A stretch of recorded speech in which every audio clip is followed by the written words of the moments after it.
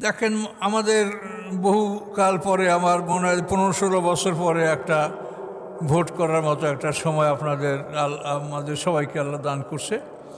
তো এখানে আমরা যে কথাগুলি মানে বলা খুব জরুরি, যে সরকারিভাবেও সমস্ত ইমাম, তারপরে মাদ্রাসার শিক্ষক, এভাবে সবাইকে ইসলামী ফাউন্ডেশন থেকে একটা নির্দেশ দেওয়া হয়েছে যে এই যে আপনাদের সামনে নির্বাচনে আসছে, এখানে হা এবং না এইটা সম্বন্ধে বুঝিয়ে বলতে বলা হয়েছে।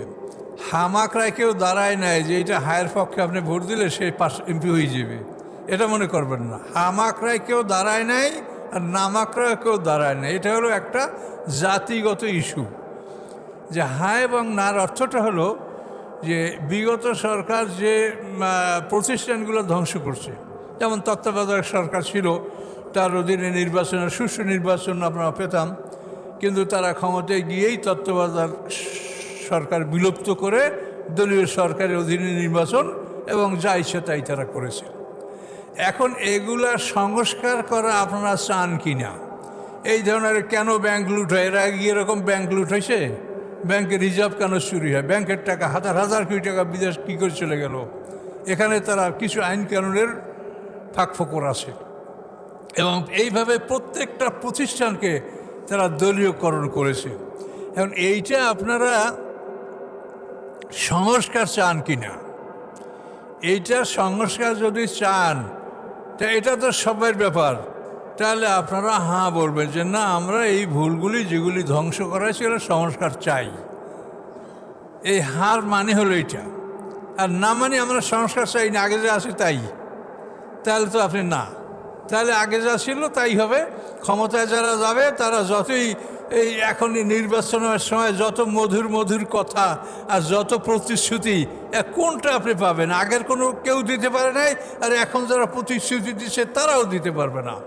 তারা যে কথা বলে, তো আমরা একটু জ্ঞানী লোকেরাই বোঝে যে আমাদের অর্থনৈতিক অবস্থাটা কি, আমাদের দেশের টাকা পয়সা বা আমাদের ব্যাংকের অবস্থাটা কি, অর্থনৈতিক অবস্থা জানেন। তো আমরা আপনাকে এই দেবো, সেই দেবো, ওই দেবো, সব দেবো, মানে ভোট দেন। কিন্তু কী যে দিতে পারবো সেটা দেখা যাবে, হইয়া যাক, তারপর দেখতে পারবেন। কাজে ওদিকে আমাদের দরকার নাই। আপনাদের জ্ঞান আছে, ভোট আপনারা দিবেন।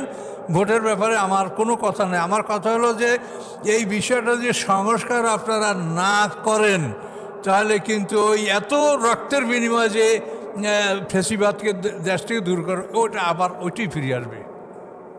যারা গেছে এবং যারা আসবে, এরা যে একই দেশের মানুষ, একই মানে মুদ্রার ইপিট উপিট, কাজেই কেউ যে ভালো করবে এটা আশা করা যায় না যদি আইনগুলি সংস্কার না হয়।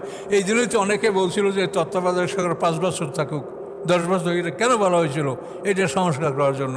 কিন্তু তাদেরকে সুস্থে থাকতে দেওয়া হচ্ছে না, কাজে এই জন্য তারা বা কেন দুর্নাম নিতে যাবে?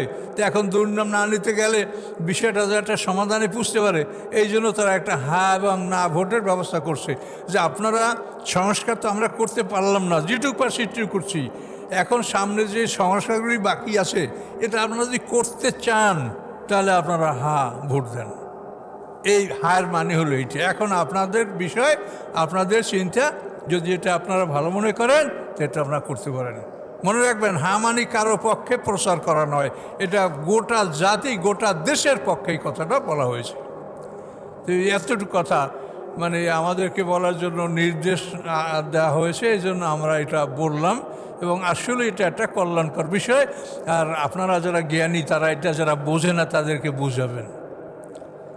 তার অনেকে মনে করে যে হামাকরা বোঝে কেউ ভোটে দাঁড়াইছে, তার পক্ষে ভোট চাওয়া হইতেছে, এরকম ভুল ধারণা অনেকের আছে। তো এই জন্য এই বিষয়টা আপনারা বলবেন। তো ঠিক আছে, আমাদের হাতে আর সময় নাই।